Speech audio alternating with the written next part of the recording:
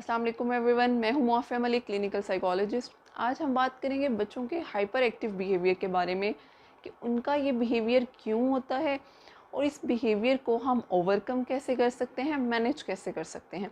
और specially classroom के अंदर टीचर्स को बहुत ज़्यादा मुश्किल पेश आती है ऐसे स्टूडेंट्स के साथ डील करने में। तो हम बात करेंगे कि हम इस बिहेवियर को किस तरह टैकल कर सकते हैं और स्टूडेंट्स की एक्टिविटीज़ को बेहतर बना सकते हैं।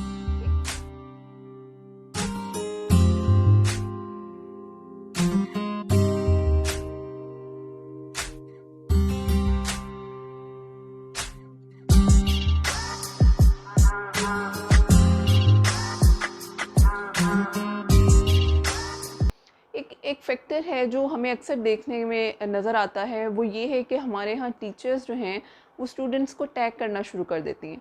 टैगिंग स्टार्ट हो जाती है। हम फॉर इंस्टेंस एक स्टूडेंट को हमने टैग दे दिया ये स्लो लर्नर है, एक को हमने टैग दे दिया है कि वो बहुत ज़्यादा हाइपर एक्टिव है, बहुत ज़्यादा शार्प है।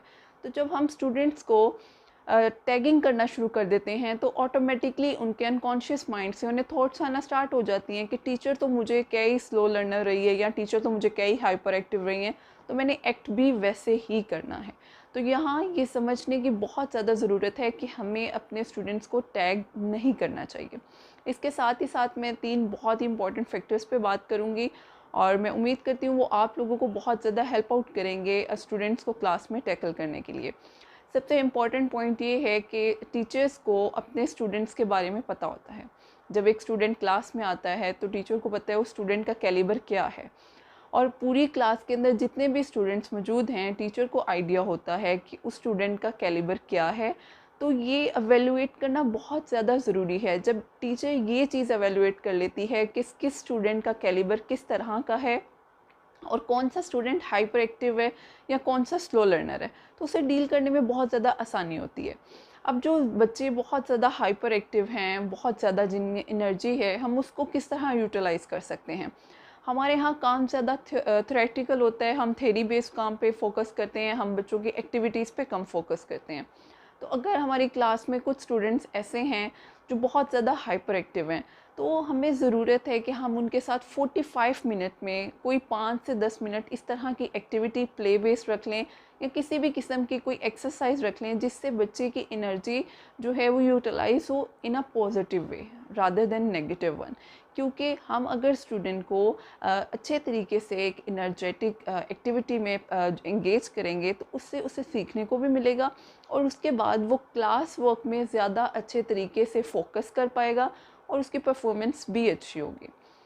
अब यहाँ दूसरा पॉइंट ये है, दूसरा पॉइंट भी बहुत ही इम्पॉर्टेंट है और वो ये है कि टीचर को पता है कुछ स्टूडेंट्स जो हैं वो स्लो लर्नर हैं, कुछ स्टूडेंट्स जो हैं वो हाइपर एक्टिव हैं।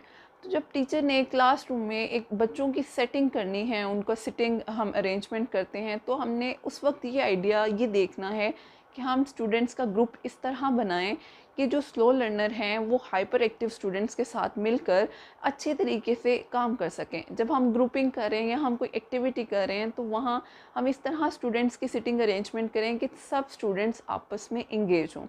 अगर एक स्लो लर्नर जो स्टूडेंट है वो इंगेज नहीं हो रहा तो वो ऑब्वियसली वहाँ दूसरे स्टूडेंट्स को देखेगा जो हाइपर एक्टिव हैं, जो शार्प हैं, वो काम कर रहे हैं, तो वो भी उसके अंदर इंगेज होना शुरू हो जाएगा।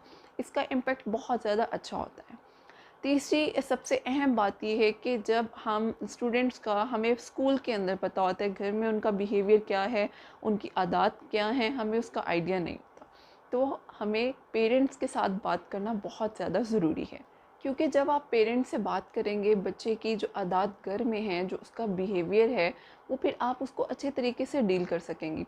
उसके साथ ही साथ आप पेरेंट्स के साथ इस तरह की मीटिंग अरेंज कर सकती हैं एक्टिविटी बेस्ड, क्योंकि जब तक आपको बच्चे का बिहेवियर नहीं पता चलेगा उसका घर में बिहेवियर क्या है, क्योंकि स्कूल में आप 45 मिनट की क्लास में बच्चे की पूरी लाइफ और पूरे बिहेवियर को कंट्रोल नहीं कर सकते हैं, ना ही चेंज कर सकते हैं।